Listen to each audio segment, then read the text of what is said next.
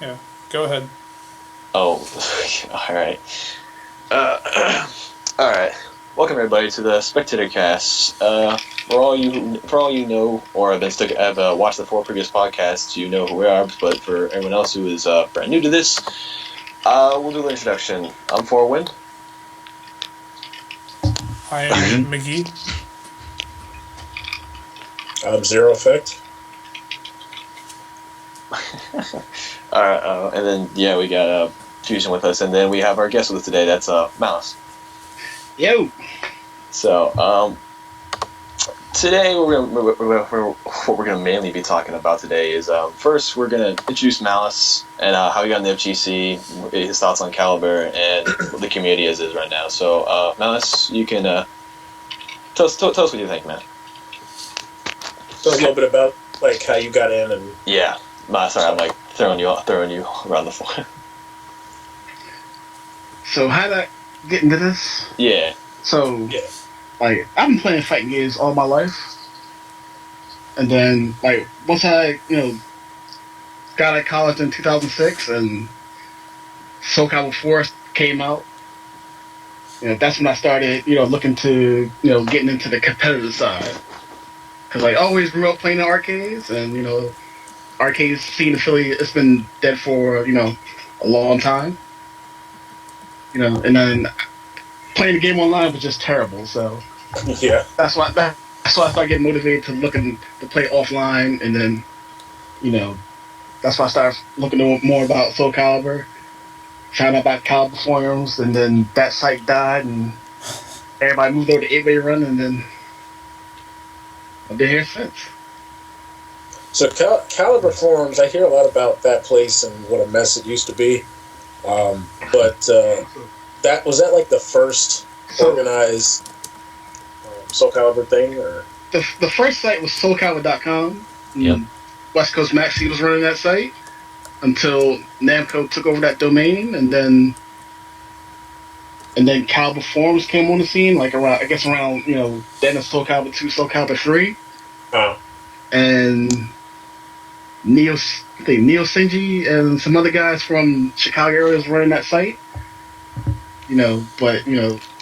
Like on the server side of that site was just terrible. They was losing data, mods didn't know what they was doing. And it was just complete it just became a complete mess. Right. And then once, Soul Calibur 4 came out, people started wondering, hey, we need a new site, to get all these new people that's going to get into the game. And Calibur Forum was just such a terrible site that they need to delete data just to get that site to run properly. And they deleted so much like history you can't recover anymore. Jeez. Like a lot of that, Soul Calibur 2 information, Soul Calibur 3 information, that's gone. So that brought you to 8-Way Run eventually, and then Go ahead. Yeah, so that split, brought me over to 8-Way Run,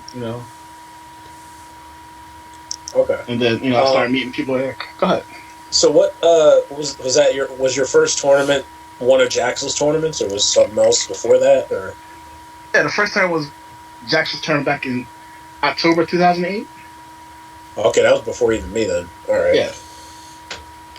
And that's where I first met with, Insane Ken. And we went to that tournament, Ah, all right. Okay, cool. I went like 0-2. Yeah, we all went 0-2. Back in those terrible. days. That terrible.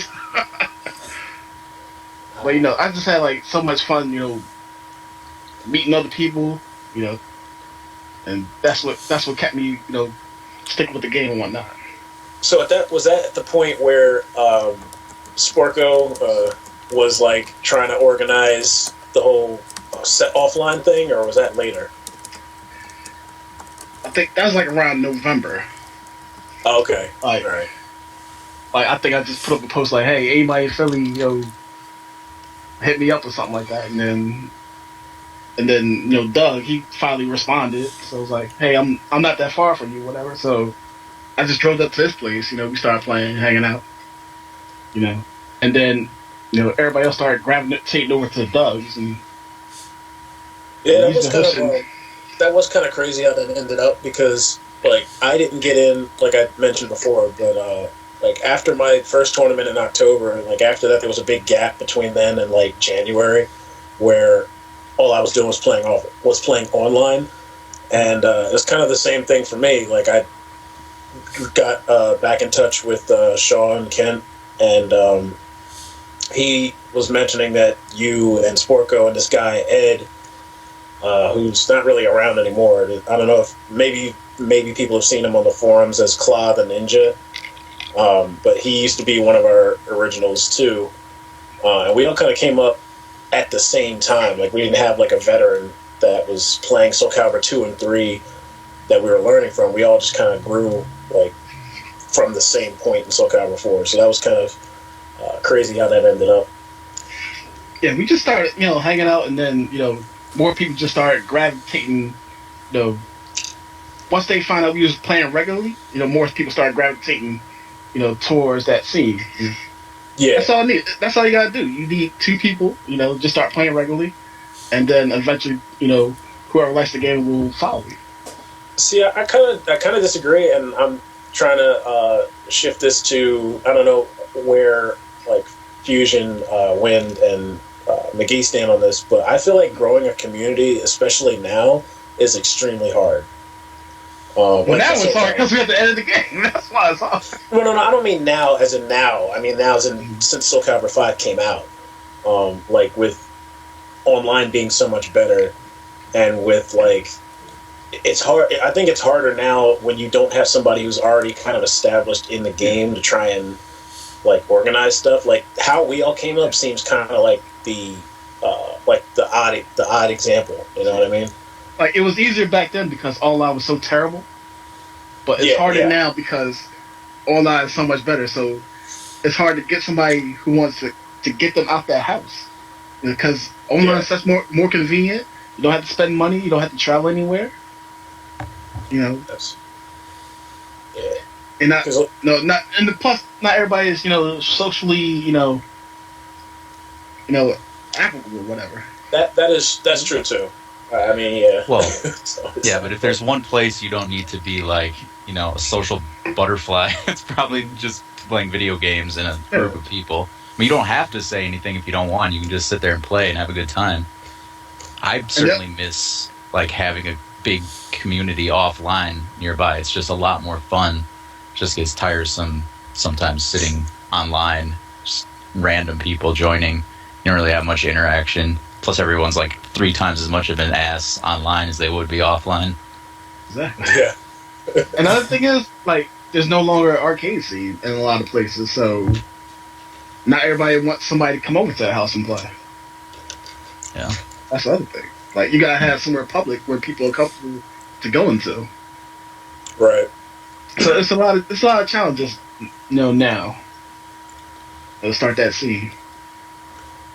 Yeah, it gets to a point, I think, where a lot of people are just like, is this even worth doing? Like, they'll see a tournament or something maybe on stream and be like, oh, I want to do this, but then it's like, that's just like every couple of months, and they don't see, like, the stuff in between where you're going and practicing at people's houses and stuff like that. So I don't know, maybe, I don't know, because I remember people were asking on 8-Way Run not too long ago about how to grow a scene, and, like, a lot of things had to come together for the Philly group to be what it was. Like, not just us coming to Doug's place, but, like, New York wasn't too far. The South Jersey guys weren't too far, and they would come back. They would show up randomly at Doug's place, and then they would help us get better because we were all new. And those were the guys who had been playing for a while, so we learned from them. Jaxel had tournaments every month at his place where everybody kind of gathered, and the New England people showed up there.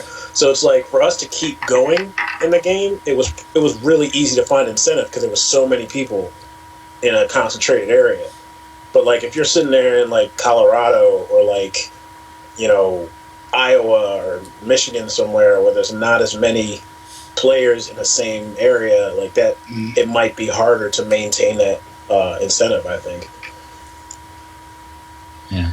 It depends. Like, I guess what made it easy, for people to have that motivation because online was so terrible back then. Yeah. But now we're in 5, online is much better. It's harder to get people to drive, hour, 2 hours, to play offline because they can just get the same experience from home without spending that money or time travel. McGee, you're in what, Florida? I'm in North Carolina. North Carolina, okay. I used to live in Atlanta. North Carolina. So Atlanta was what, like RTD and those guys? Yeah, I didn't really see anyone that much. Like, I saw RTD a lot for Injustice, but Okay. there wasn't really active caliber scene when I started getting involved. Okay. I mean, and not a lot of people there like it. Like, Big Boy, he doesn't like that game, but like he'll still play it with you, which I find really weird. Like, He doesn't like 5 specifically, or he just doesn't like Soul he Calibur? doesn't like 5. Like, he'll spend Okay. like 20 minutes talking about how bad 5 is, but then if like, yo, Big Boy, let's play 5. Like, okay. Oh boy. It comes down to preference, Like the people who like cheap stuff don't like 5 because like the cheap stuff they used to doing they can't do in this game. Yeah, that's true.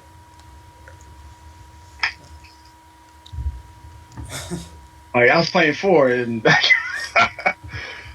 it's just funny all the stuff we had to deal with back then. Soul Calibur 4, man. Like, I'll deal with a lot of stuff, but like just trying to force movement in Soul Calibur 4 is like pulling teeth. Like I don't. You can't move in that game. You really cannot. I don't understand how people didn't see that back then, but. Well, I mean, they're just too busy getting stabbed in the foot by Amy or wrung out by Hilda over and over and over. It was fun. Yeah, the time. I'll say this: the time was fun. I've played the game recently again, and it's like, yeah, I don't know how we made this 3 years, but the era was definitely fun. Yeah, your opinion on the game is going to be shaped by how much fun you have. Like you see how people, say 2 is the best game. That's because they had so many people they was playing with. They went to tournaments, all this other stuff, blah, blah, blah, blah. Same thing with us with 4. We say 4 is our favorite game because we had so many memories, tournaments, etc. during that time frame. But all these games are butt, I'm telling you. Like they all have their shared issues. It all comes down to preference. All right. Like, Okay. Namco needs to stop playing. Just support the game. Yeah. Well put. All right. All the games are butt. Except ours, man. Except what? Except ours, man. What, Soul Calibur 5? Yeah, dude. Best game. The one we play is the exception. Exactly. Oh, that's always the rule. Soul Exactly. Calibur 6 comes out, then that'll be the exception. And Oh, 5 man. will be ass. I'm scared for what exactly is gonna happen for Soul Calibur 6 because I'm not. What's gonna happen? I mean, exactly. Like, yeah, we have no fucking clue what's gonna happen at all. I'm telling you exactly what's guys gonna happen. Yeah. Go ahead. I mean, Same stuff that happened in the last game. Yep. True. New people love it, old people hate it. The cycle keeps going on. No, I don't. I'm not gonna hate it. Like I can't bring myself to hate newer games because I know I'm gonna be playing them and I'll be putting so much time into it that my style will fit that game better than the one before. So it's like I don't know. I just never did that. But see, Wind, this is his first game, so if it's anything not like 5, he's gonna be worried. Because we all had that fear in 4. Like, well, what if it's not like 4 at all? Make And it 2K wasn't. be safe. I mean, you gotta be objective in your opinion on how to beat this. Just don't listen to somebody else. Play the game for a while and come to your own decision on whether you like it or not. To be honest, I mean, I've played every game since 2, and honestly, there hasn't been a game that a Soul Calibur game that I didn't actually enjoy. I really don't understand sometimes why people don't like certain games. Even Soul Calibur 3 was a lot of fun. I spent a shitload of time on that game. And Did you compete in that game, though? What's that? Did you compete in that game, though? Yeah, I went to nationals for it. Okay. I mean, the VC stuff kind of came out later on. And even then, not very many people could really do some of the most broken... Well, it's all perspective, but like the GI VCs took it to a whole nother crazy level. But, I mean, almost every character had some sort of VC craziness they could do. And it took a while, I think, until certain, like, Zhonghua was dominating and stuff. I mean, Mitsu was doing good. Zasalamel was really popular. It was a good time. All of these games are. I mean, in a zero-sum game, there's always something you can do to win. You can pick whatever you think is cheap and just play that. I don't know why people get hung up sometimes. They're like too married to their character or something. I mean, so do you want Soul Calibur 6 to be exactly the same game as 5? No. I just want the game to be fun. Like, you got certain people, they're just married to having the game a certain way or to a certain character. You have to be decoupled from that, or else you're not going to enjoy the game. You just got to be objective, when you play it. Yeah, I agree. Actually, I actually got a question for you guys. Since I was never around for Soul Calibur 3, can you guys explain to me what exactly what the broken thing was back in the day? Because I remember I watched like one or two videos, but I saw this video of Oofmatic versus who's the maxi from California? Who's the maxi from California?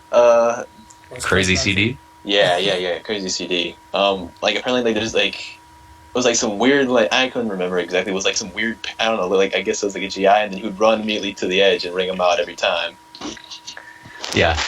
Well, any command throw, you could...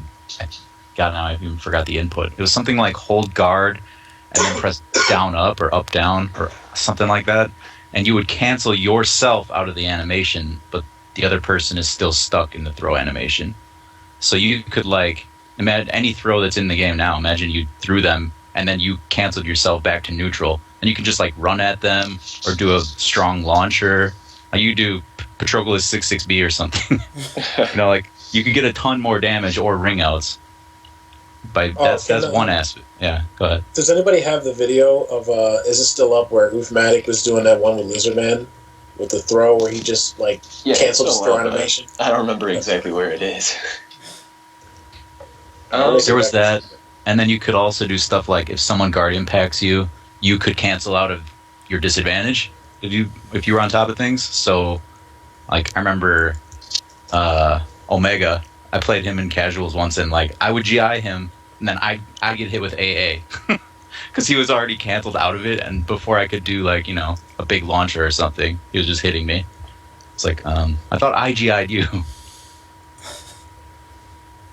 All right. Well, I guess it answers that. I guess it answers my thing for Soul Cal 3, but yeah. Yeah. I mean, to be honest, I don't really know. I didn't compete in Soul 3, so I don't know how bad that made things at a competitive level. But I just know that as bad as Talon was in 4, she was infinitely worse in 3. So it just kills most of my fun playing it now.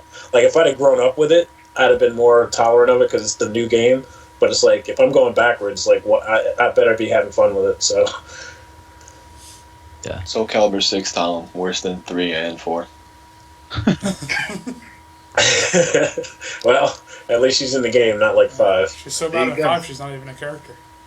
Yeah, right? Ooh. Alright, I guess should we move on to a topic, I guess? I don't know. Sure. Alright, so we just go with the first one. Alright, I'll read it off. Taking games on pause, player decision, or enforced by tournament. So, what are your thoughts on taking games on pause? Should it be in the player's hands, or should the tournament just automatically take the round? Yeah, without question. Would you think would the players be able to work out exactly what to do, or let's say the tournament had the people who have a standard where if they pause or whatnot, kind of like that, kind of like what you said, yeah. Yeah, I don't know. Anyone want to take this one? Yeah. Do you guys? Just because I feel like I've been talking a lot, so. Go ahead, I'll go just- ahead, All right, I'll just say that I got paused on like most of my matches at NEC, and I didn't take any of them, and not because like I don't know if you've ever heard Eris say he's strongly for like if anyone pauses, you just take the round, period. Which I get. It's like, I mean, you're playing a tournament. It's a little bit different than casuals, but for me, I don't really care that much, and especially if it doesn't throw me off, I'd rather just play it out. Just because, I mean, what am I doing here at the tournament? I'm not there to like. It's not there to make money and stuff like that. You're just there to have fun and like have a good match. So I would rather play it out and see what the results were, especially if it's a pause at like a non-crucial moment, like CE animation or something like that. Yeah. Then I'll just, okay, unpause, and we'll just play. But if it was something like, fifth round, near last hit, and it screws up your combo or something like that, I would probably take the round, just because, I mean, that's ridiculous. But in general, I doubt I'll ever take the round for it. That's just me. For me, No, it's not just you. I feel the same way. I go ahead, used to not be a proponent for taking rounds, but then I lost to a Superman at TFC because I didn't take the round. So now I am a strong proponent for being a scumbag. I do think, like, if it's during a super or something like that, then why am I taking it? It's not affecting me. And I feel like in some games you can also, like, you can do it better than just like, oh, you get the game. Like in Soul Calibur, we take rounds instead of the entire game. yeah. Yeah. And I certainly would. I wouldn't fault anyone either who took the round. They were like well within. I mean, especially if it throws you off. Like, I don't know what's going on. If that pause like really throwed off your rhythm, you might as well just take it. It's not. It's part of the rules and whatever. I wouldn't fault anyone for taking it. Like, the problem is, like, if you're gonna have this rule, you have to take it out the player's hands, because this way you get a situation where, if they don't take the round, they might lose, or if they do take it, then they're a scumbag. You just got to take all that, you're gonna have that rule, take it out their hands, and then just, enforce it, across the board. But why? Yeah. Well, I would say that the one thing that I think people overlook is that a couple things. Number one, when I had this happen to me, I've never been on I've never been on the end where my opponent pressed pause and I had to make a decision, but I have been on the end where my controller cut off and it automatically pauses the game. So it wasn't anything in my control. And I was clearly winning the round in question, and it was just one of those things where my controller's battery or whatever cut off, and I lost. I think it was, I believe it was Black Mamba or somebody it was a team tournament, so you only have one game, and I was making a comeback after being down 2 rounds, and that cost me the match and my team the match. And it was kind of like what Anthony said, where people were like, oh, this guy took the round, he's a scumbag. And I was upset about it because that wouldn't have even crossed my mind. I'm just more, play it out, see who the better person is. But at the same time, another example of this that's even more, that was even worse than what I went through was a DOA match with, I forget who the player was, but he was playing against Sonic Fox. And his controller cut out twice in back-to-back rounds. And in both of those rounds... Huh? I think that was at EVO. Like, was it at EVO? There wasn't no, it was DOA. It was DOA. But what ends up happening is he's in the lead in both of these rounds. So his controller clearly has a problem.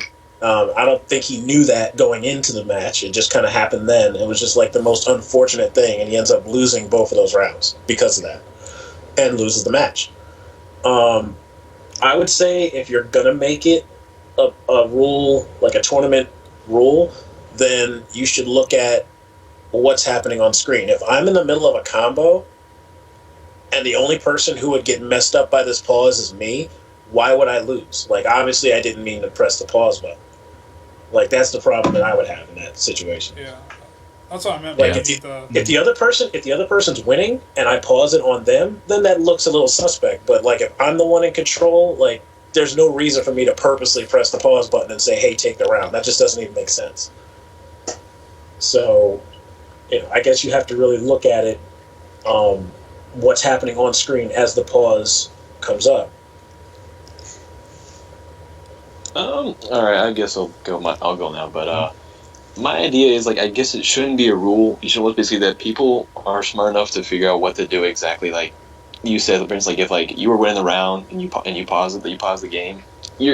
Everyone knows that basically it was just like a missed pause. Like they're not gonna say like, "Oh, you paused, man. It's his win now." Like, come on, we can dictate the pace of the game.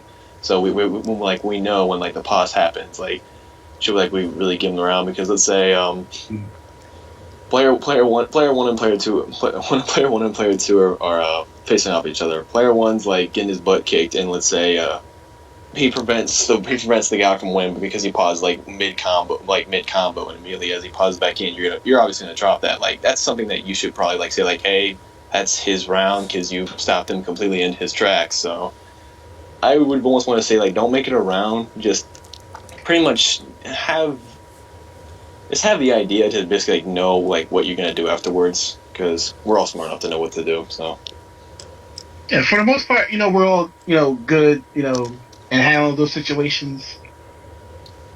But like other tournaments, they're not as good. So like there gotta be some guidelines, in place. Like you got know what situation's going on and whatnot. And also, you need to be prepared at a tournament. Like, you need to make sure your controller's charged. Not having any, equipment malfunctions. Part of it, I'm just reading what chat is saying, and chat going in. Chat going. But part of it too is like I don't want to leave any excuses out there. Exactly. It's not all noble. Some of it is I don't want to leave any excuses out there as to why I advanced and someone else didn't. It's just I don't want to hear, you took a pause victory in this third round that I certainly would have won. Well, that's part of the reason I just let it go, and then we'll just play it out and see what would have happened. Then there's no speculating. Yeah, that's why it needs to be out the player's hands, because so you don't fall in those situations where you're either a scumbag and not for taking it, or a scumbag for not taking it. You have the rule. Right. Whoever's holding tournaments enforcing the rule, and that's the end of it. Well, right, because then it's not. Then it wasn't your decision, so nobody can blame you that it was your choice. But it does take away something from me because of that. Now I still might have to hear that I would have beaten you, except the game got paused or whatever. Well, now I don't have a choice anymore. If it's just on an automatic round loss, and that still is an answer like what Wind was saying. The circumstances of the pause and when it happened. Mm-hmm. Yeah, I mean, I think it should. I agree. It should be taken out of the players' hands. But again, I think they made a. I don't know if this was originally part of the rule, but they have something. I know it's in Street Fighter where it's called the inevitable death rule, where if your character's already going to be killed by the combo in question, it doesn't matter. But even so, like I said, just. If it looks like it's the opponent if it looks like the person who hit the pause button or had the malfunction, if they're the ones in control, I don't see what the point of that would be. But, Yeah. It's interesting. Yeah. Mm. All right, what do you think, guys? I don't know. I'm like... You're crickets. Let's move on. Okay. There you go. Let's move on. Okay, we're going to go out of order now, just to make Zach mad. To make me mad. Yeah. So have you guys heard about the Doa Costume Ban? Yes. For anyone who doesn't know what that is, the DOA community has banned several costumes for characters in the game that are considered over-sexualized. and I guess an attempt to legitimize, however you say that word, the game. Legitimize. Legitimize. Yeah, that word. So what do you guys think about that? You think it's a good idea, or you think it's not going to help at all? Isn't that kind of the the main attraction of playing DOA to begin with? Like, well, Yes. they might as well just ban the whole game. Now you That'd be see better. that response right there is exactly why they banned him, Fusion. Soft ban. Oh, excuse me. It's a soft ban, guys. Soft. They want to get that credit. It's a soft ban. Yeah. You don't wait. What does that mean? You don't have to. What? I guess. Like a gentleman's ban? Like A gentleman's ban. Oh man. Hang on, I'm gonna read this myself so I can have a little more knowledge on this. Let me Google soft bans.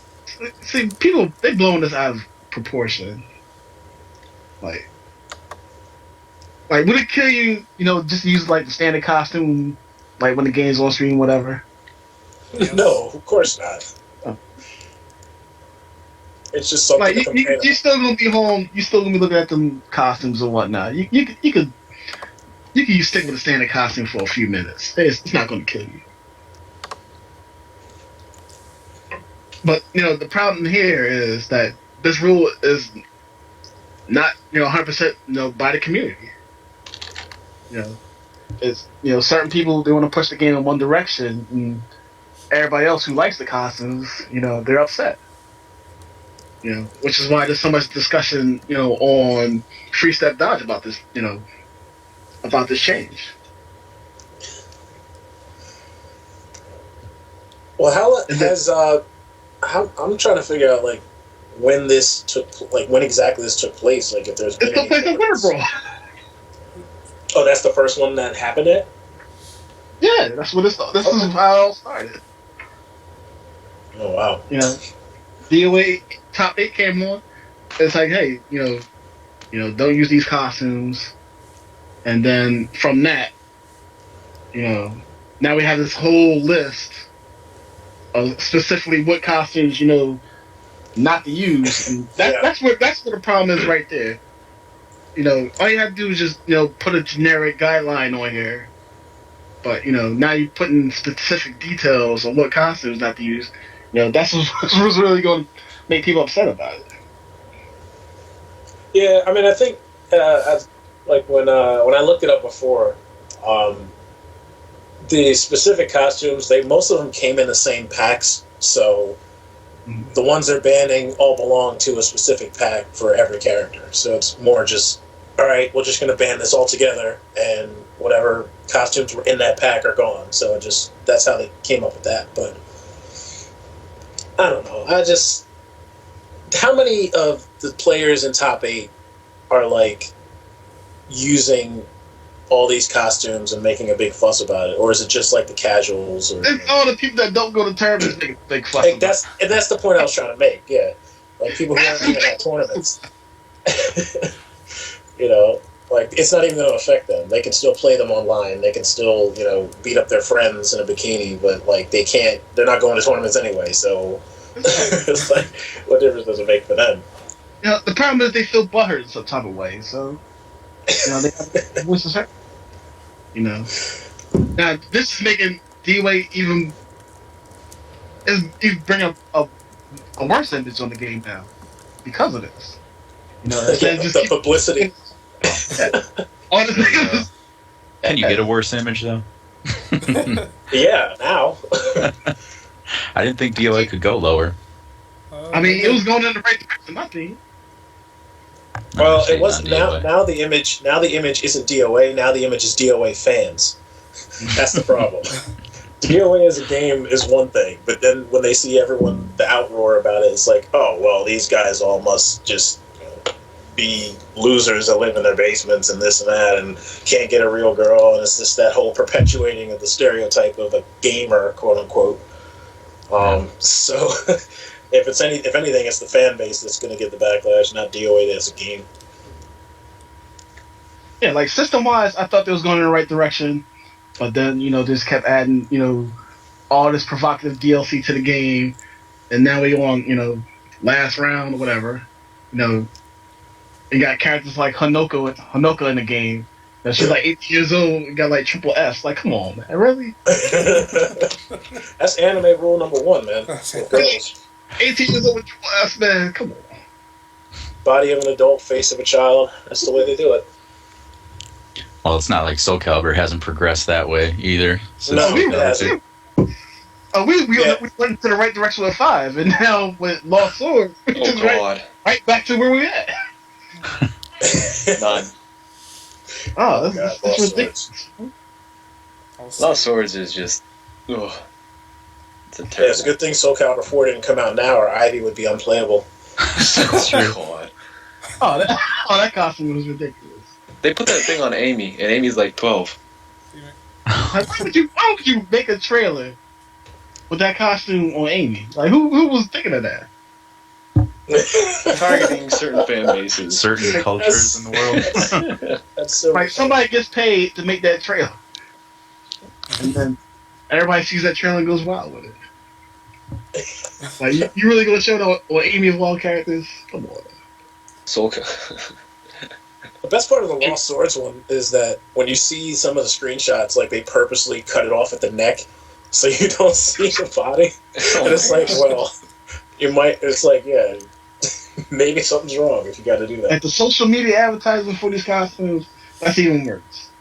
Like all you see is like butt shots and crack shots. Like, come on, are you really advertising this? See, It's what the people want. Right. I think it is. Obviously it is, or we wouldn't be discussing this. Oh, God. That's what the people want. That's why we have anime creation rooms galore. More anime creations, man. You gotta have some balance to that. Like, it can't just be all crack shots all day, you know.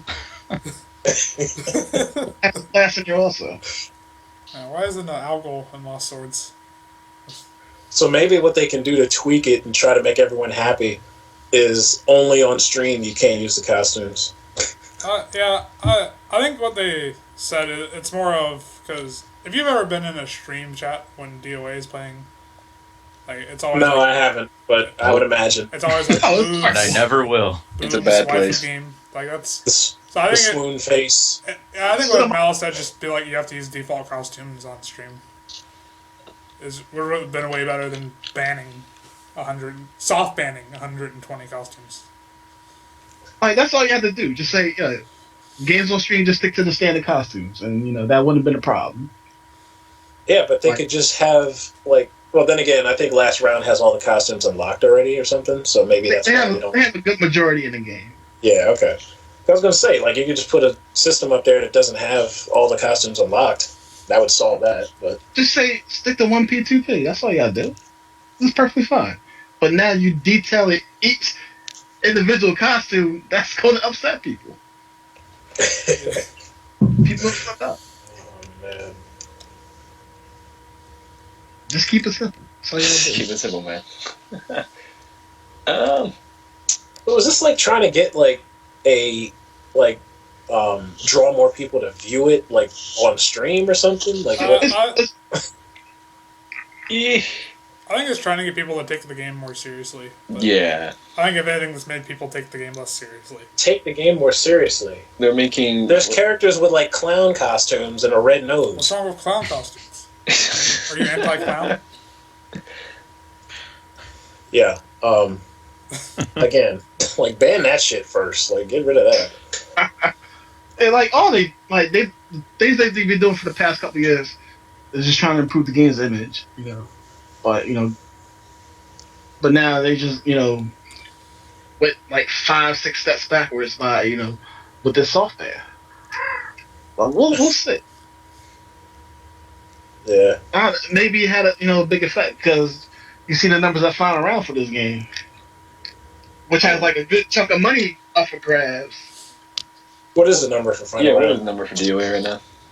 Say no Soul Calibur 5, 42. Wow. Jeez. How much money is up for in DOA right now? More than Soul Calibur. Get that loot. Party Wolf says DOA has clown porn. Oh my god. Yo, people do some wild stuff in that game. Game's crazy. I mean, Especially the people from Japan. They just be streaming 500. like photo shoots all day for it. photo shoots. They not even paying photo shoots. DOA photo shoot stream. Yeah. Yes. So DOA That's has the a first time I saw 500. for the game. Constructive criticism only. No hating. No hating. I love that game. I love Christy in that game. I still gotta get me a copy. It is a fun game to play. It's the mechanics of it are weird as hell, but it's still fun. I don't know what I'm doing, but I'm just pressing the button. Yeah. It's fun.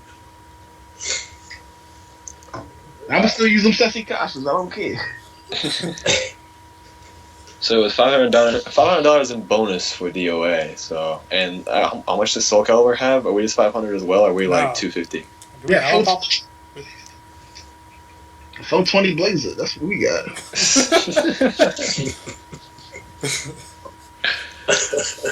Oh, the cosplay contest at FinalRound has $500 pop bonus. So Yes.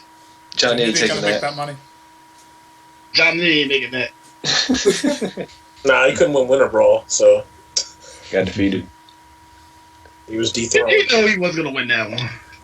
Ain't no way the world to go let Hot Dog win twice. Come on now.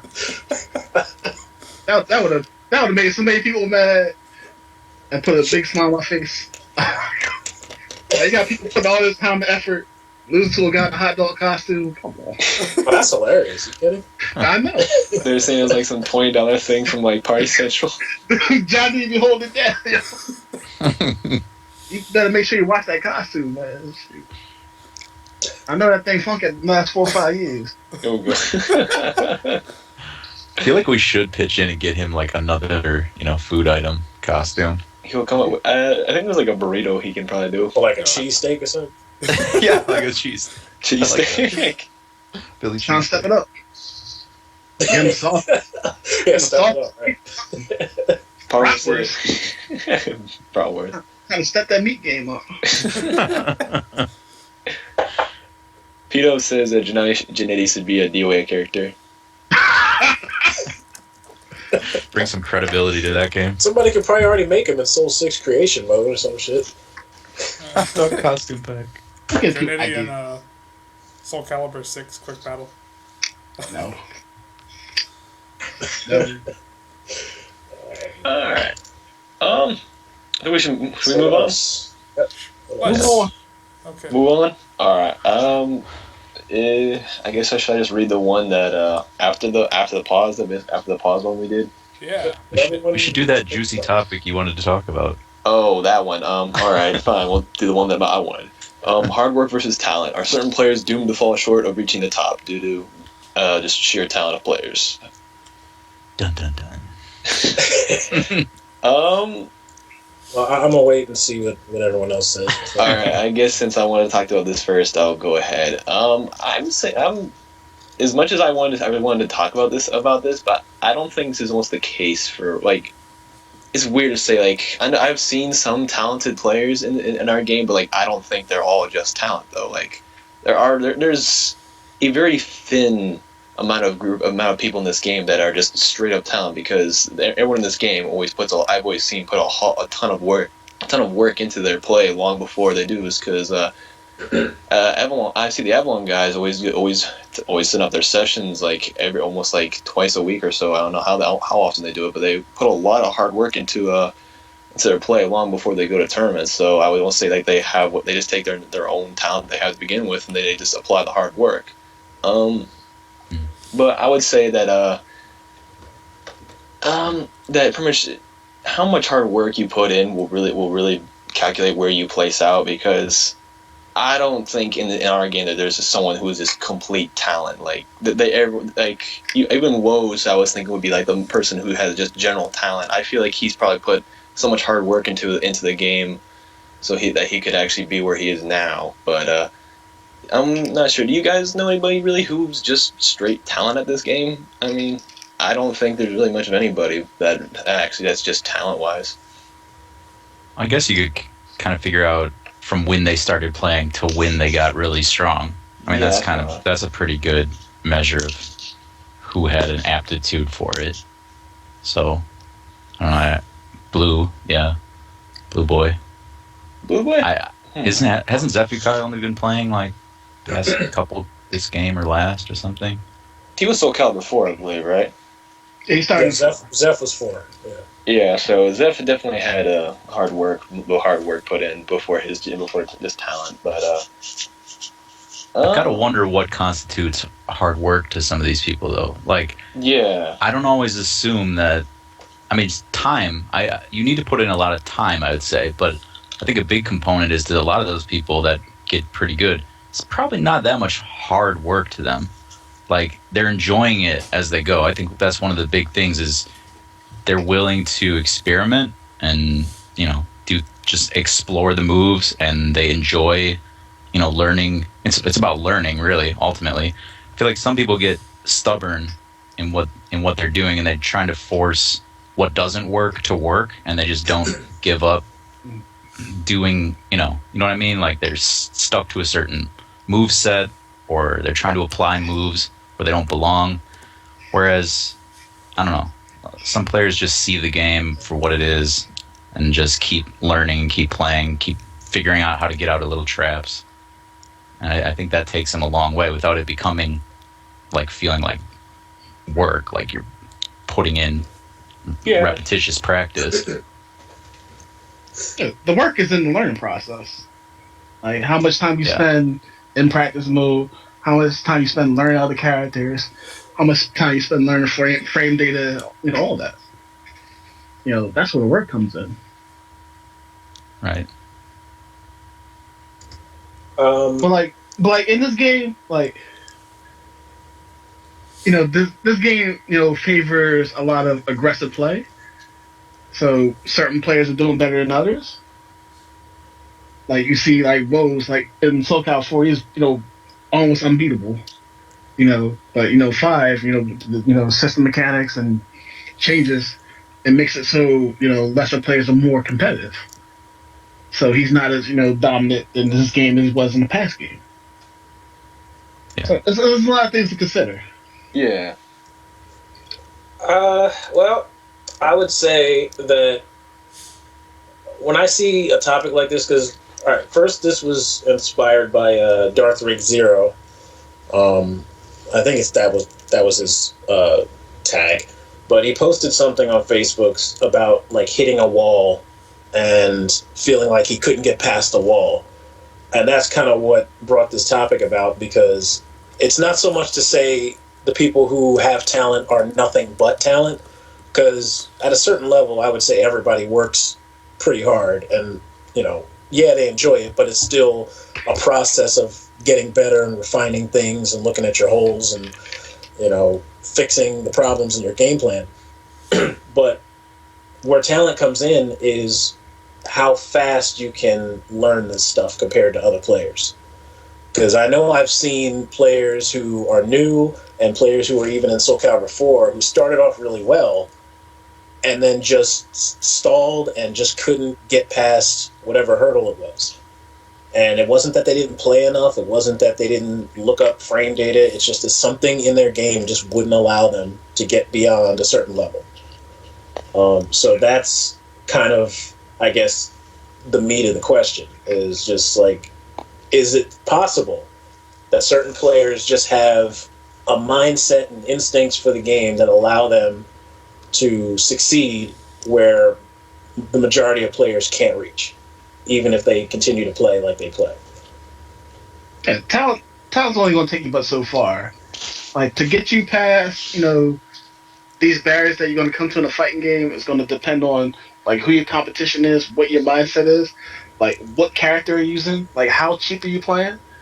Like, those things will help you break those walls. And, like, for certain players, they put these walls on themselves. Yeah, I agree. And they're not able to break those walls. So. Right. I mean, for the most part, they don't realize that they are breakable. A lot of people just lock themselves in, like, and I think that's where the heart of all this, you're just playing cheap or whatever mentality that a beginner usually takes on. They just don't see any light at the end of the tunnel. It's just, all right, what you're doing is really cheap and unbeatable, therefore rude, therefore I give up. You gotta do whatever you can. You gotta do whatever you can to win. Like whatever situation. Like that's how you're gonna get past these walls. Doing whatever you can to win. If that's playing cheap as possible, that's playing cheap as possible. If it's using a better character, it's doing that. Yeah. Figuring out what your opponent's doing is all those things. And I don't know what people expect in certain things like that. Like, that is the game. Did you want to just turn on the game, play, have everything figured out, and just you win immediately? You win immediately. You get all perfects, and then you take a nap. I mean, that's not even fun. I don't think that's. I mean, that's kind of an exaggeration, I know, but like, I don't think that that's what most people look at. But you figure, like, somebody was, I guess it was Fusion. Somebody mentioned Blue Boy. Like, he got really good in a really short amount of time, and that can't really be said for a lot of players. We all, and we're all playing the same game. We all, most of us understand the meta game of Soul Calibur 5 to a reasonable enough level. So there's, that prompts the question. It's like, well, if this guy could do it, why not me? Or why not this person? Or why not somebody else? You gotta have that drive. Do you think so? You think that's all it is? Yeah. The drive to get better, the drive to aim higher, the drive that's how Blue Boy came on the scene. He had that drive. He started traveling places, played online a lot. Play online against, the higher echelon players. That's how you get better. He looked for any opportunity to play offline in California, and he dominated like every single tournament on West Coast. So it showed that how much work he was putting into that. So West Coast, they quit the game early. Yeah. But some of it is like he continues to learn new characters and stuff, and it's like, why? I'd say it's the same approach that he took with the other characters that got him where he is today. I mean, he finds what's good, he finds what's interesting to him, he enjoys it, and therefore he keeps playing, and he doesn't seem to be too nervous about it either. He just enjoys the game. I think that's a huge thing. If you enjoy the game, it's going to make the learning process a lot easier. If you're not having fun playing the game, you're not going to spend time trying to learn it, trying to learn other characters. Having to try to be better at the game. Right. I've talked to a few people about this, mostly in the early SE5, late SE4 days, and like I'm looking up, trying to find now. I was talking to Hyrule, UK player who I think I don't remember the tournament that he won, but he beat Goldshad in the finals. And he basically says that he's a guy that most people have come to and said that he just has this unbelievable talent, and he feels like they're discrediting the amount of time he puts in to playing the game, and he basically says that natural talent is a myth. Which, it might be. I'm not saying one way or the other, I'm just providing a different perspective. But he's basically of the opinion that if you're picking up stuff faster than most people, it's because you've done similar stuff before at some point. Which, logically, I guess that would make sense. If you're playing all the time and you see different styles of play and different, I guess, categories of what players like to do in certain situations, it'll make you that much more comfortable to adapt on the fly when you go to a tournament or when you go to a major or EVO or whatever. And it appears that you just know and you're reading somebody's mind, but it's really just playing off the patterns you've known in your past. So, I think that makes a lot of sense. Yeah, and that's where the online comes in. Like, with the better online, you can play so many different people, learn different styles, and get good like that. I mean, bad as some online is, like, even in SC4, people were getting better just from playing online, no matter how laggy it was.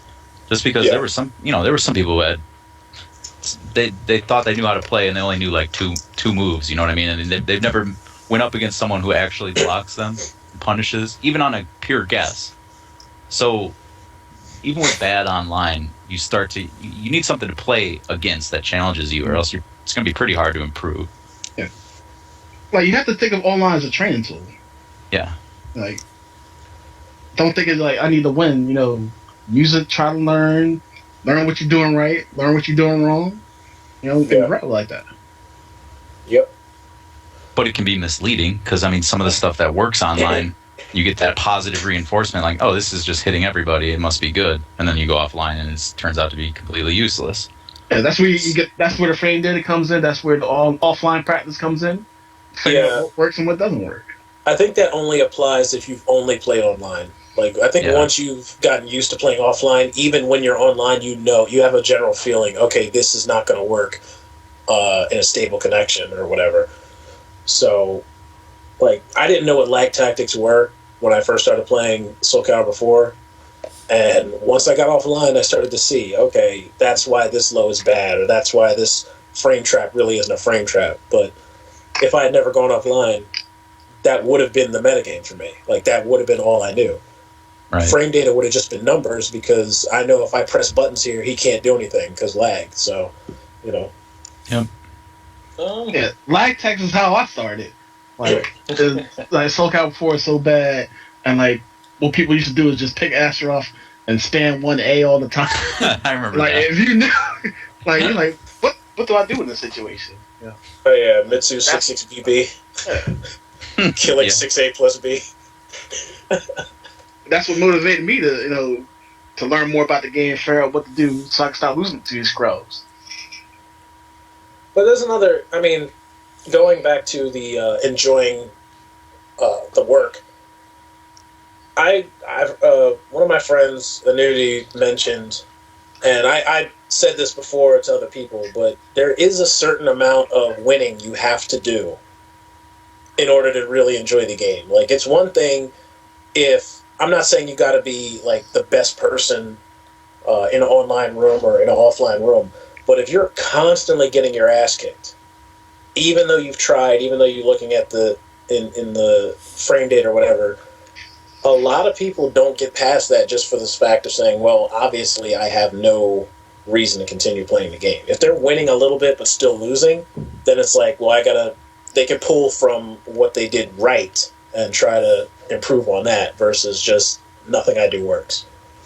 Yeah, I agree. Yeah, it all depends on, who that person is and how they handle losing. Because, like, most people can't handle losing a fighting game, so their response is just to quit. Win, jump in. I can tell you're trying to say something. I got something big on my mind right now.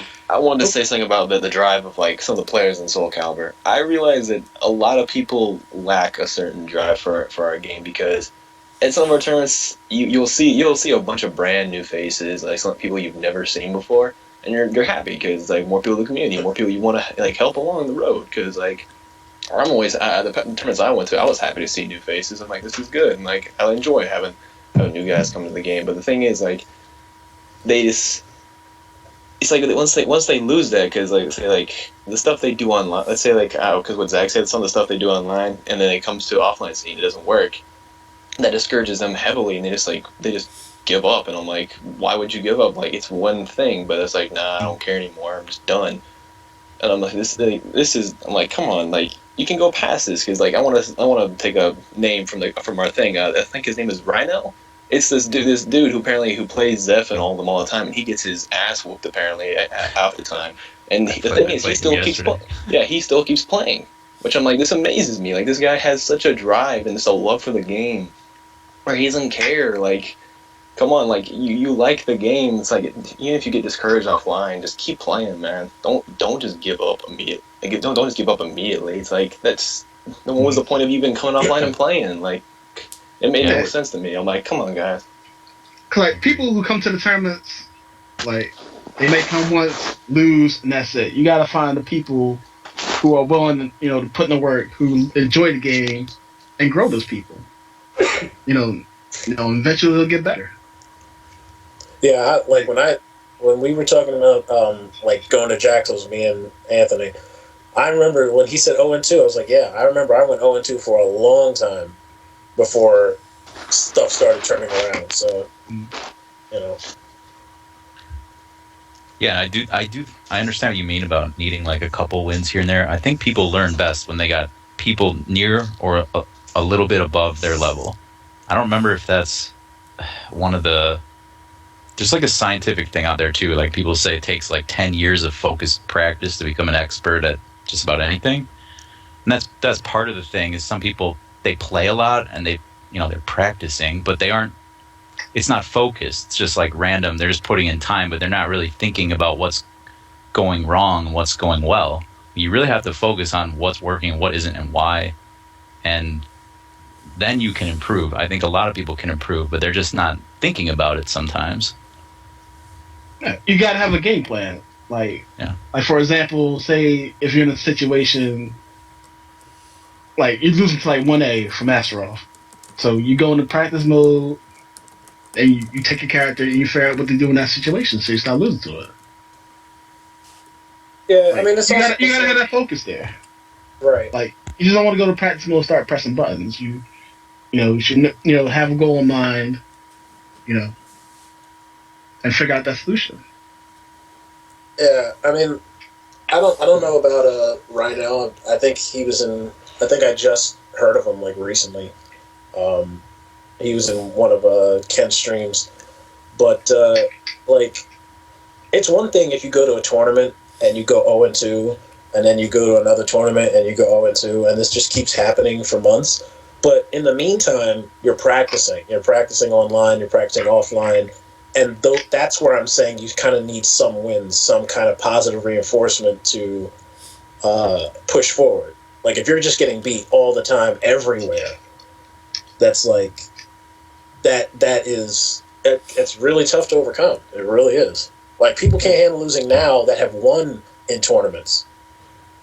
There are people who just blow up when they lose one tournament after they won the last 5. So, I mean, imagine somebody who can't get one good, one break. You know what I mean? That's where you need to be, picking people's brains. Like, what am I doing wrong? What can I do? You gotta start picking somebody's brain, and also you gotta be flexible, because like somebody will tell you something, and then next match that might work, that might not work. So you also gotta keep that in mind. Yeah, because you're playing against a human opponent, so that matchup is gonna be constantly evolving. So you can't be discouraged. Well, you hope so, as long as you're evolving with it. Like if the other person's getting better and you feel like you're really not, then the beatings are just going to get worse and worse for that person. But, Which, by the way, this is why it's so ridiculous whenever I hear someone complain about spam or like, you only did one move. Do you want me to make it more complicated? Because you're not able to deal with the simplest one. Like, if I'm just spamming someone to death with one thing, I'm helping you actually in a way. If you learn to beat this one thing, then we'll go on to the next. Like I don't know why people think that they need it to be more complicated for them when they're not able to deal with the low level stuff. You got to do one step at a time here. That's why those people, they need somebody who's right there with them to explain this stuff to them. Like when you're just isolated by yourself, you're not going to know these things. Yeah. That's where the offline scene comes in handy. Yo, sorry to cut this off, but we got our first ban. Rest in peace. Wild Deathway. R.I.P. Oh man, what a surprise. Ripperoni. But yeah, like, holy shit. Let's be honest, Haters. Good shit, P-Dubs. But I guess, like, it's weird when, like, I guess what Fusion said is probably the best. Like, kind of like when we came up as Philly, we were all in the same level because we hadn't played competitively before. So that kind of helped us all to inspire each other to get better. Woes didn't come in until later, and even then, Woes was not the Woes that we know now. Like, he was good, but he wasn't, like, that amazing super player that people look at him now. So even then, we were learning on like getting beaten by him and getting beaten by some of the New York guys and stuff like that. And that really helped us to keep our drive going, because as good as we thought we were, there was somebody out there that was better, or somebody out there that had a stronger game plan or a better philosophy about the game. And that's the kind of stuff I would say that I enjoy, is just going over how you approach the game. Like, because that's like where the game just continues to evolve for me, like as a player. I have my way of seeing the game, somebody else has theirs, and just trying to compare the two, like that's always fascinating to me. So, like, well, Woes, like his talent comes in the learning process. He's able, to learn so many things quickly, and then during 4, he putting, like, when he wasn't playing, like, offline, he was putting so much time in online, playing against different people, learning different characters, so that when he's, got back to playing offline, he was able to dominate. He's playing like a lot of, because like a lot under 3 different accounts. Yeah. He's putting in so much work online and playing against people who's not even putting that much time into the game, so he's able to win. But I mean, I don't want this to be taken the wrong way. The amount of time spent does not necessarily mean that the results are going to be the same. Right. Like if 2 people spend the same amount of time playing the same game, the same character, that doesn't mean both of them are going to be top players at the same time.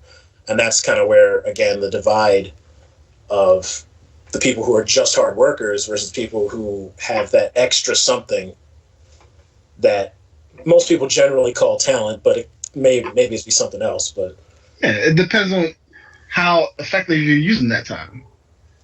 Cause like what look at do you Wolves. mean? Like, not only Wolves is playing online, he's spending so much time just in the practice mode, like several hundred hours in practice mode. Yeah, that's the I spent a lot of time in practice mode too. I never understood why people hate practice mode so much. Because it's boring. Because I don't know. Like I'll see something on a tournament and be like, "Oh, that works. Maybe this will work with my character." Oh, now I found something else, and then it's like, "Well, wait. If that works, what about this?" And then, but before I know it, it's like half an hour is going by. It's like, right. Oh shit. Yeah, and that was the point I was making earlier. How much of that felt like work to you? Exactly. You know what I mean? Yeah. It's just some people have an interest in that, and whereas other people, I'd say, don't yet. I do feel like if you could just show people some of this stuff and why it's fun, just one time, it'd probably carry them for a long time. They just don't know how much more fun the game can be when you're not just mashing buttons and looking around the room. Like, you gotta have that right mindset for a fighting game, which a lot of people don't. Yeah, Me personally, I've looked at a lot of frame data, and it was always a more fun alternative to what I should have been doing. Like I'm procrastinating, doing some homework or something. Yeah. I'm looking at, but rather I'm trying to figure out how I can set this move up with another. It wasn't work at the time. I was just interested in it. But at the end of the day, it's time I spent on it that certainly somebody else didn't, apparently. Right. See, I'm the complete opposite. I learn by doing. Like, I don't spend a lot of time in practice mode. Like, I just play somebody, figure out what works, what doesn't work on the fly. Right. And grow that way. Like, you just have to figure out what works for you and what doesn't work for you. Yeah, I mean, I'd say I do the same thing for most things, but there's, occasionally like a mix-up or something I have trouble dealing with, and I always record it or whatever in practice mode and run it out myself until... Yeah, occasionally you need to go into practice mode and, figure out situations in this game. You want to go take that next step up. There's a that didn't remind me specifically, but I was thinking about it while you guys were saying that. Another part to this is something I see in some new players and some old players, but it's the concept of just autopiloting. And in a case like that, I don't know how much of that is something that they're doing consciously or not, but like I've seen a lot of players where they'll be in similar situations and default to the exact same option over and over again, even if it's working. But it's just like you see there's no real adjustment being made Whereas the guys who are at the top, they would make that adjustment, or they would recognize this worked, let me try something else, or look, this didn't work, let me try something else. And especially when you're trying to evaluate a match and you try to tell the person who lost, like, this is what you're doing wrong, they don't realize it at the time that they're doing it until it doesn't work anymore. Yeah. So that's another situation where some people will grasp that really fast and some people don't. Like, I felt like I was better at that than a lot of people starting out, but even I wouldn't say the greatest at it. Sometimes I still do some autopilot style things, but I know some people who just work off of a flowchart and hope for the best. So it's like, when it doesn't work, they're like, I don't know what I'm supposed to do to get better. And it's really hard to try and pin that, like, oh, well, you didn't just do one thing wrong, it's just you keep defaulting to the exact same sequence in these situations. So, yeah. Right. And so you can't fall into those bad habits, because better players are just going to punish you all the time for it. Sure. So that's one thing you got to keep in mind. Like, you don't want to be doing the same things constantly. But I do think that autopilot thing that's a good point. I mean, that I definitely fall into that a lot. And it depends, if I'm tired or something like that, or just not that into it. I mean, I still can play and beat, most people, but I feel like there's a level that everybody has where it's kind of the edge of your ability. And you're playing like as good as you can, but you don't know everything. So there's still things you're grasping to learn that haven't been internalized enough to be part of your sort of autopilot.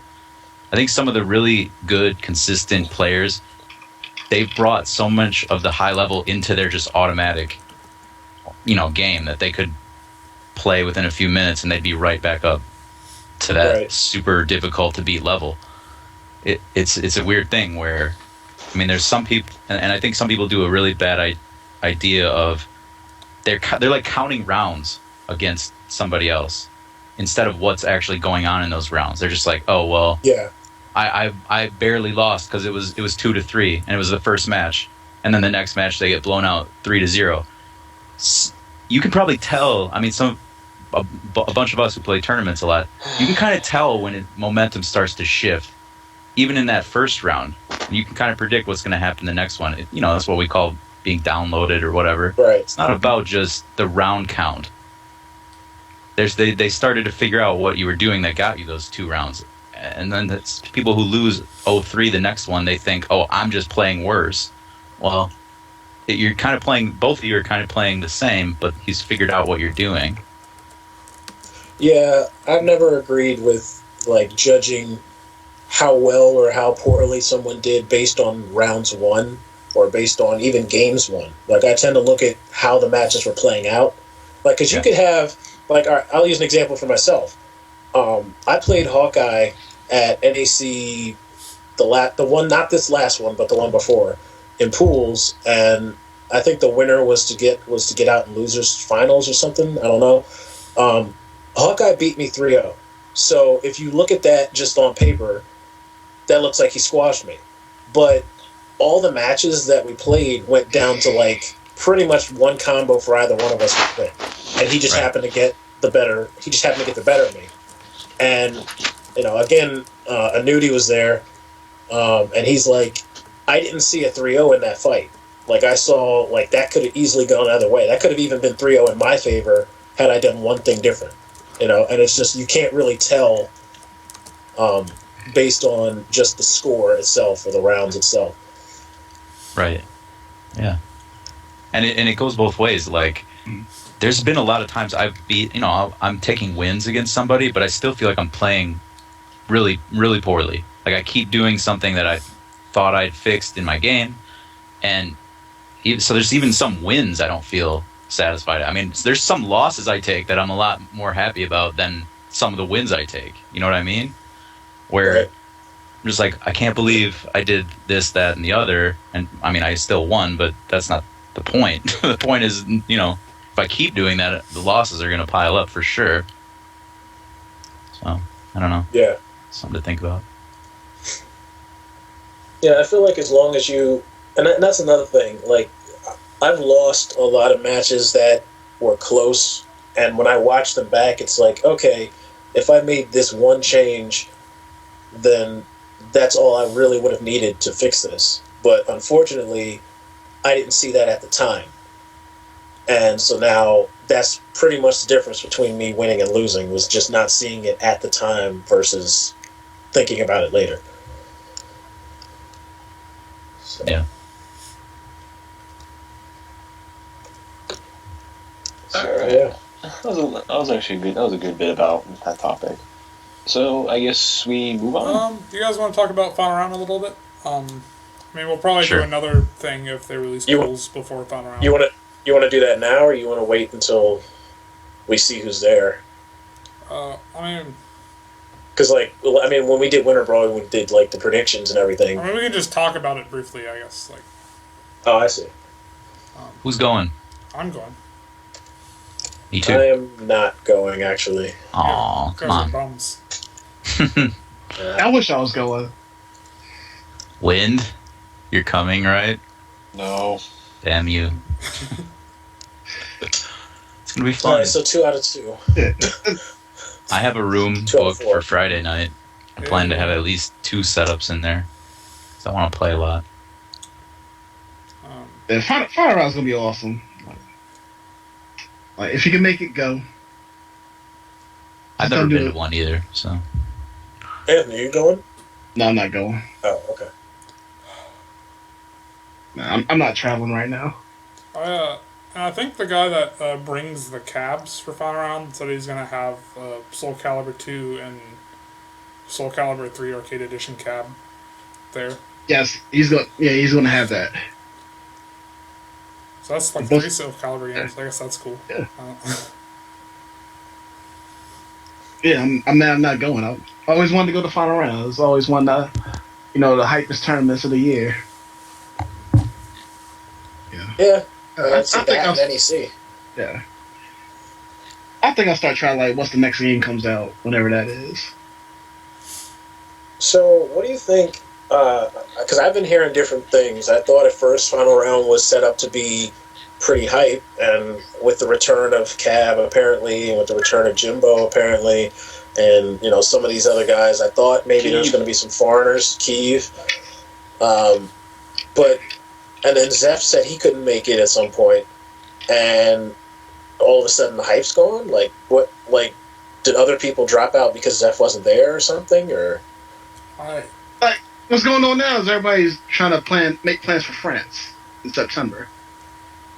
right, that's right. That's what's going on. So Zeph is definitely going there. I don't know if I think Shad said he wanted to come for Final Round, and I don't know if he isn't coming because Zeph isn't. But it seemed like all of that news about who wasn't going just kind of broke all at once. The problem is Final Round is so close to NEC. So many people plan, throughout the year to go to NEC for Soul Calibur. It makes it hard to travel to another tournament like that. Maybe if some other bigger names were going, then people would be able to justify that cost of going down there. But Right, P-Dubs just said that Zeph dropped out because others weren't going. that's what usually happens. If one person say they're going, then it starts snowballing. But then, you get one person who says they're not going, then people just drop out. Yeah. And that's how it's always been with Soul Calibur. Is Lolo going still?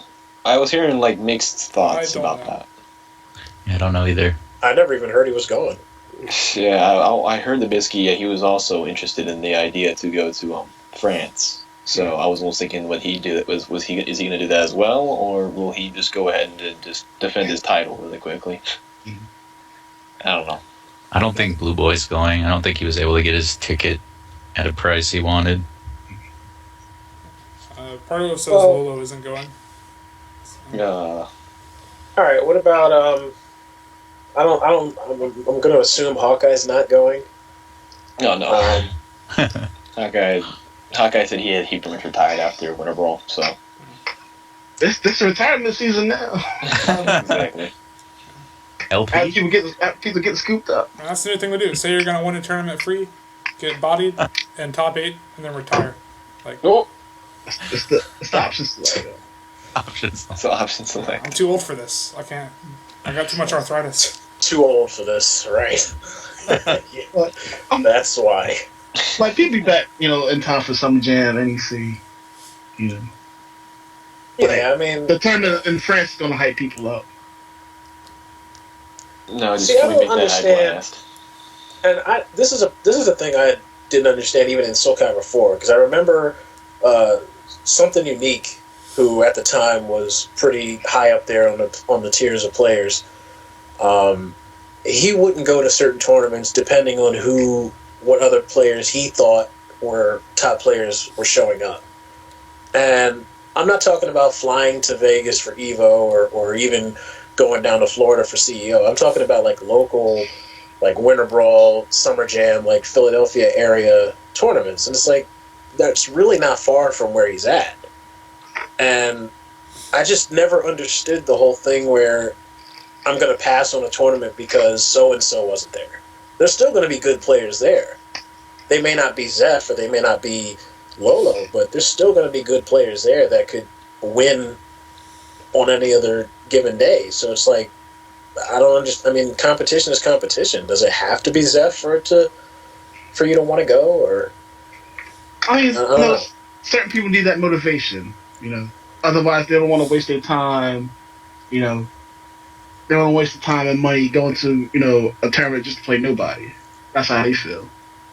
Like, it's funny. Like the first time I saw, something unique at a tournament for SoCal 5 was at Evo. Like, he wouldn't come down 20 minutes to a Jacksonville Dome. I was like, are you kidding me? like the first time I'm going to see you in this game is halfway across the country. Yeah, no, you see what Sean put when he asked something you took out a cash advance on his credit card to go to a tournament? Oh, man, we killed him for that. Oh, my God. Those were the days, man. We just But, killing yeah, everybody in SoCal before. But still, like, I don't know. Like, I feel like as long as there's somebody there who I feel can challenge me, then, that's worth going to, especially if it's not far, But, I don't know.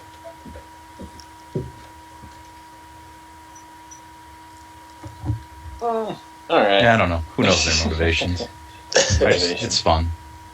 Like, people got different motivation. Like, my motivation is to hang out, have fun, get drunk. Other people, try to win money. Other people, they want to beat the best. We all have different motivations in this game. I mean, I'm telling you, Anthony made a third call. I think he's stupid. Oh no, but I guess like those certain players that basically say that are only interested in like what they believe to be like their main things. Like I think Zeph would only go, like as you said, Zeph would only go to tournament like unless like X player and B player were there, which is Lolo and all of them. But I think it's like they're a bit quick to say basically that they're only about those people, because let's say if so and so if like Zeph like beat Blue Boy like one time, like let's say like I'm just gonna say this for the example, but like let's say he immediately thought that he's no longer worth my time, but like let's say he comes out of nowhere, then he beats him. Like, is he back on the map now for you, or like he's gonna keep denying the fact that basically some of these players are actually able to beat you, even though that you believe that they're just trash because you beat them that one time? But see, that's what I mean. Like, upsets happen. Like, Bunny's 3-0ing Hawkeye. I don't think anyone thought Sane was going to 3-0 Hawkeye. I don't think, anybody really thought I would beat MT Fighter. I don't think anyone thought that Sporko would beat Bunnies. Like, there's upsets happen, Well, Sporko and Bunnies is a little bit closer, I guess, but, like, just in general, like, people can lose. Hawkeye didn't even make top 3 in Winter Brawl, and that's not a shot at him. It's just, like, there are people out there who are good that just don't necessarily get the big name recognition, but you can lose to these guys. It's not impossible, It's like they're not scrubs, but, it's not impossible to Soul Calibur 5 because of the system changes that they did to the game. Like, Well, that too. anybody can win. You know, and certain people don't like that and they get upset. And they retire.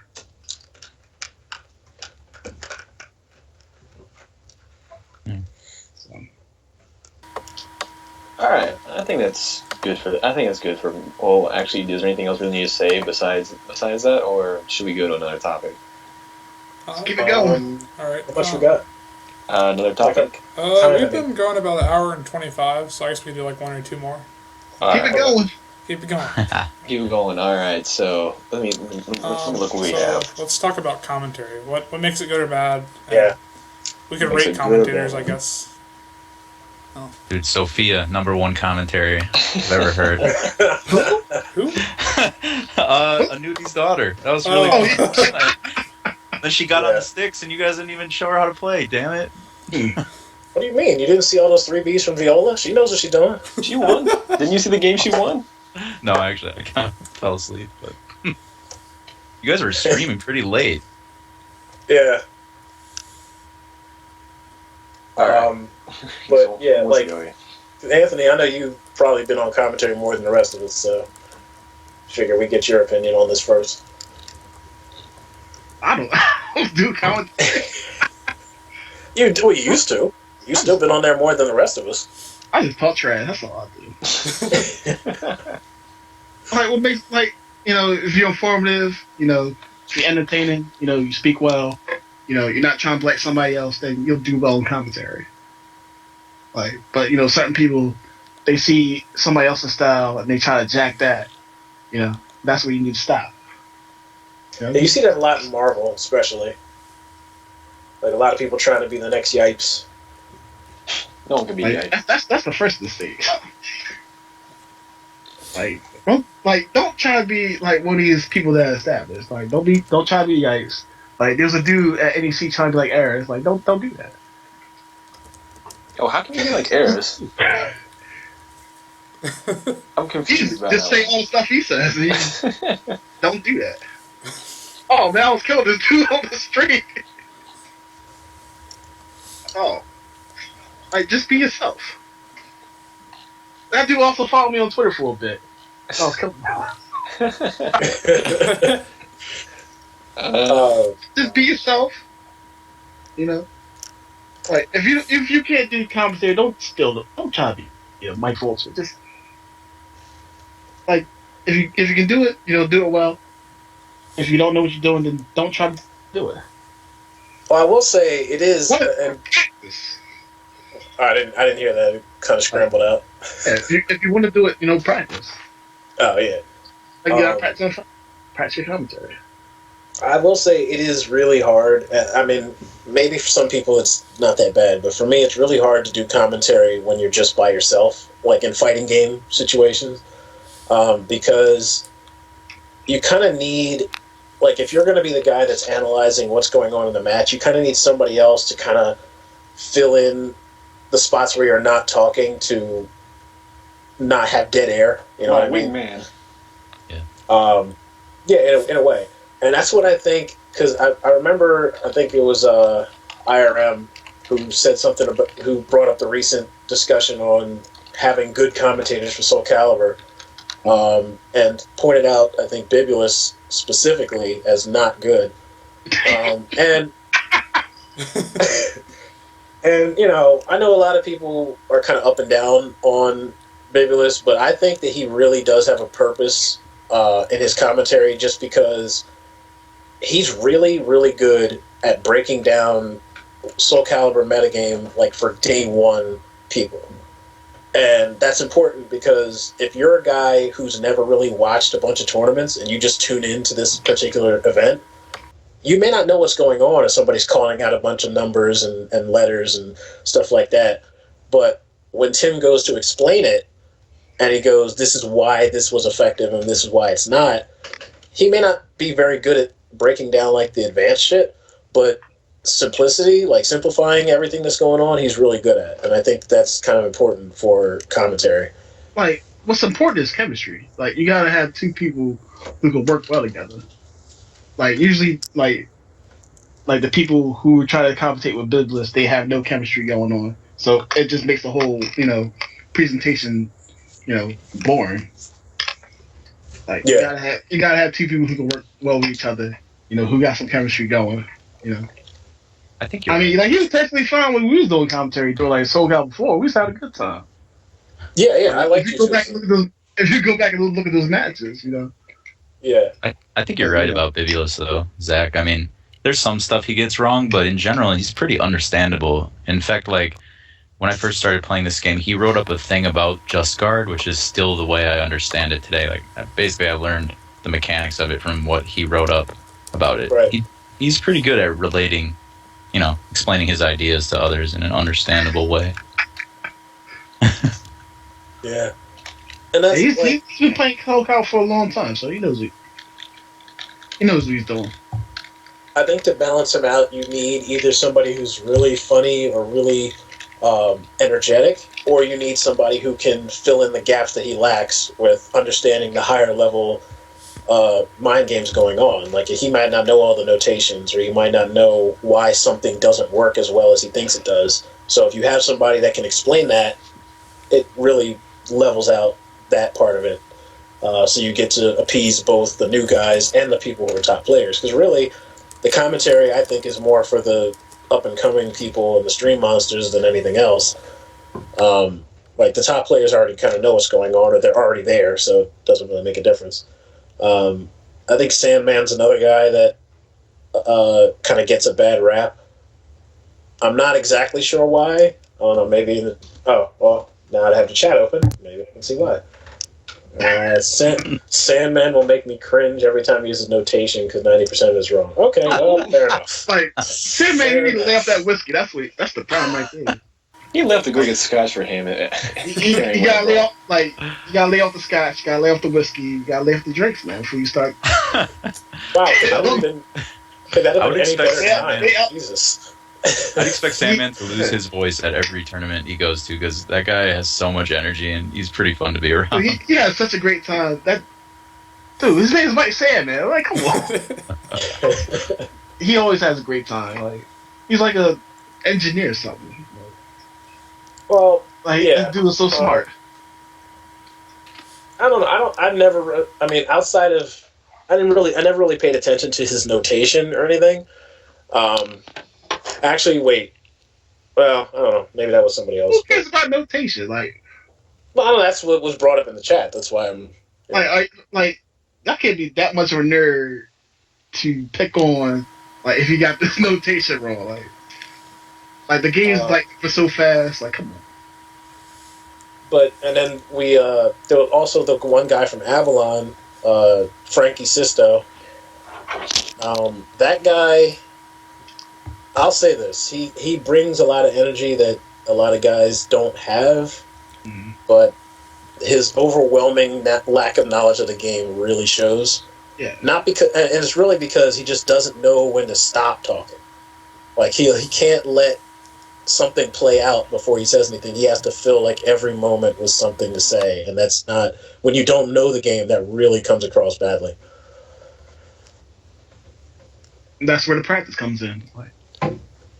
Like, figure out what you're doing right, what you're doing wrong. Learn the game. Like, learn who you're commentating with, and and play off of them. Chemistry. Gotta have the chemistry going. Yeah. You need somebody who, again, you have to have somebody who can balance them out. Like, I think anyone that was paired with you, Anthony, like anyone who could just dissect the game itself that was paired with you made for a good pair, because you had the hype and you had like the humor and all that. Like, you would just call out the one-liners, and that would keep people interested in what's going on, and then they would follow the person who's doing the play-by-play, so to speak. So I thought that was always a good combination. Omega XCN's pretty decent. He can kind of switch between both. He does those little, like, the Asian screeches whenever something happens, but at the same time, you've never heard him? I've heard him commentate, but I've never heard him like screech. You've never heard him when things go hype? Well, he raises his voice, but I never think it's like screechy. All right, well, Where whatever. Asian screeches. But then he also has a good like he has that easy to listen to voice too. Like when you're just listening to like regular shit that's going on in the game. So I mean, there's I guess different approaches for it, but one thing I will agree with in IRM's post is that he doesn't like when people just watch a match and basically go, oh my god, like that kind of, He doesn't like Marvel commentary? Yeah,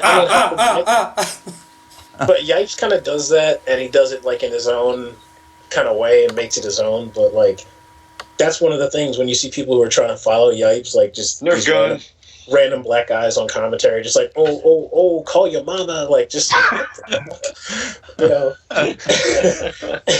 what the best is? Like Delnar Ramon, them two are the best. Oh, yeah, those two are really good together. Yeah, Delnar. Call your mama. Delnar is one of the funniest guys, just in general. I need to go back and like watch those Soul Calibur 4 matches. Like he's commentating, Some of his Soul Calibur 5. His Soul Calibur 5 stuff at the Jackson Domes when everyone's drunk and just like he yells so loud that the camera like doesn't pick up the audio anymore for a couple seconds. It's like,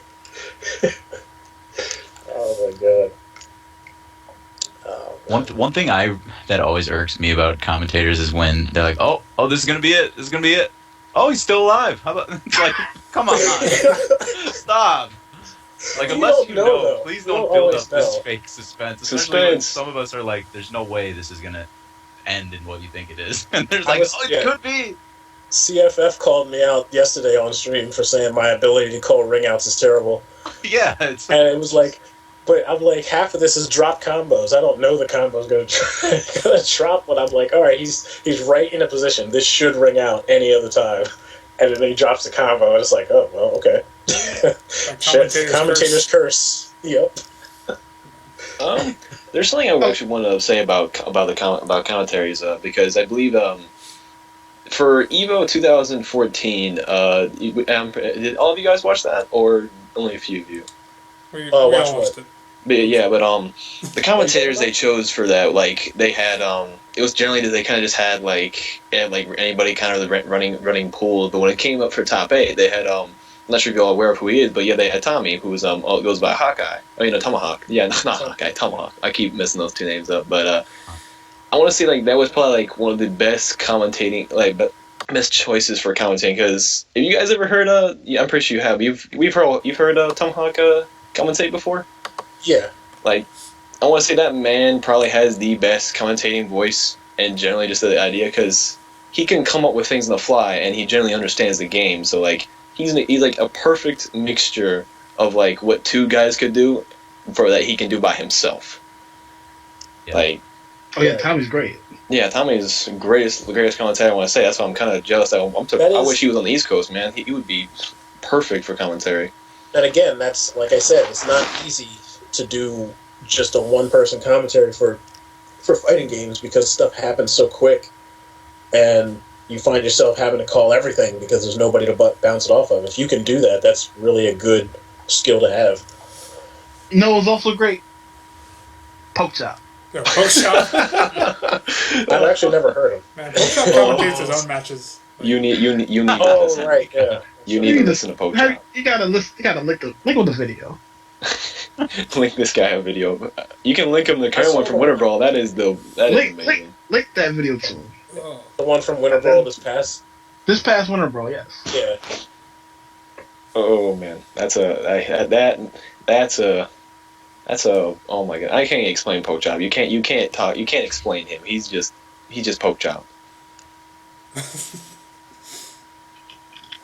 This man ain't heard about Pokchop. Link him that video. No, I know who he is. I just never heard him commentate. Messing up, Zach. Oh, you gotta hear that.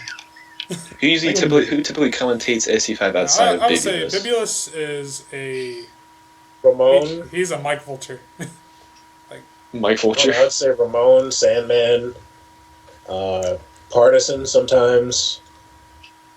I don't know, Omega XCN. Oh, Triple J does commentary quite a bit.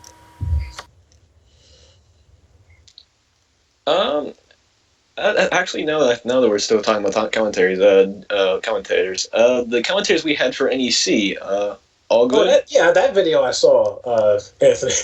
That's the one I saw. Pokchop pissing on GM. Pissing on GM. I saw. But yeah, commentators for we had for NEC was top notch, or would you guys say we could have done better? Which one? The ones we had at NEC, which was we had P-Dubs on there, we had Parson up there, we had Ramon, right? For NEC? Yeah, did we have him, or was he not there? Oh my god! To be honest, I don't remember. I never really went back and watched it.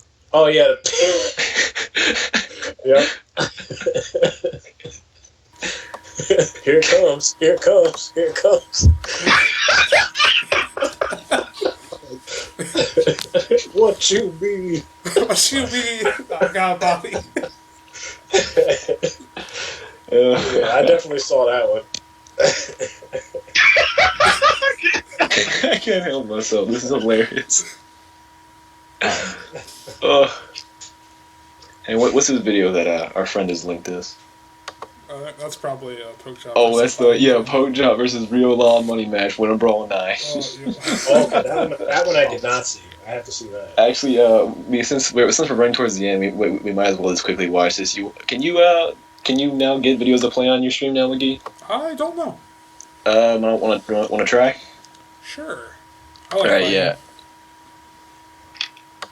Let's see. Let's hope it doesn't lag. I hope we can get this, because this match is something that this is 18 nobody. Why are we playing Tekken on a Soul Calibur stream? Cool. But if people want to watch it, you just link it. Oh man. Okay, if you want to watch that video. Yeah, I mean if it's 18 minutes, yeah, that's. Yeah, I wouldn't say for the entire thing. Basically, Ricky's just like play to beat him. You gotta take your time to beat him. Yeah. Stuff like this. This is why the FGC is just better than esports. It's just so much more fun. Yeah, I agree. Esports commentary is so boring. Hello? Oh wait, did stream it? Wait, did your stream just end? Oh, we went off? I don't know, did we? Alright. Hold up. I'm dropping frames. I don't know why.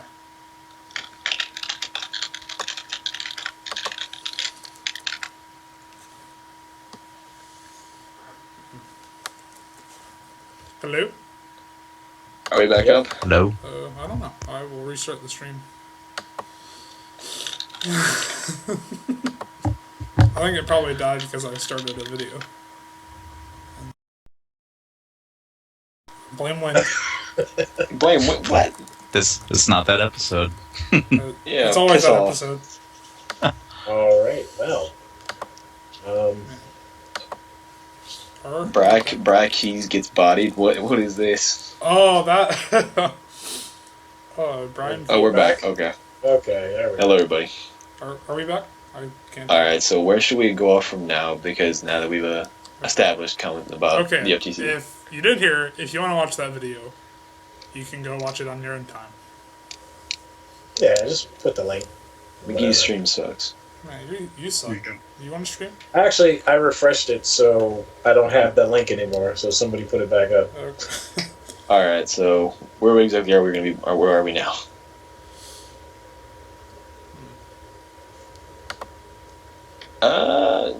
Should we just end it off now? I guess, because how long have we been talking for? Oh yeah, About an hour and 40 Almost minutes. close to 2 hours. Yeah. Malice, do you have any shout-outs or anything you'd like to give people before we end? Any plugs? Plugs. Yeah. Like to shout out your Popeyes I sponsorship? hate giving out shout outs because nobody shouts me out. Shout out to Malice. Yeah, shout Shout out to Malice. shout to the whole Philly crew holding it down. Shout out to everybody still playing this game, which is crazy. Like 3 years and we still, in 3 years I didn't expect 42 people to go to the final round. That's good. You want hit me up on Twitter? At Malice's GDLK. Shout outs to CEO for having 10% off Popeyes this year. CEO having 10% off Popeyes and no SoCal 5. Yeah. That's a shame. Shout outs Because we was holding down the Popeyes for years. Shout outs to the match that may never happen. Great One versus Malice Popeyes match. Rest in Dude, peace. I had other stuff to take care of that year. That NEC. Match was never fated to happen. I was gonna happen. I'm gonna whoop that ass. It's like the Mayweather and Pacquiao thing, man. It's like 10 years. I had a friend in the hospital, took care of that. Yeah. So that's why I couldn't be there. But, I'll be there Summer Jam, so he coming through. I'm gonna take that chicken. He wanna do that. So. All right, there you go. I'll have you great. All right. Okay. About feed these streets.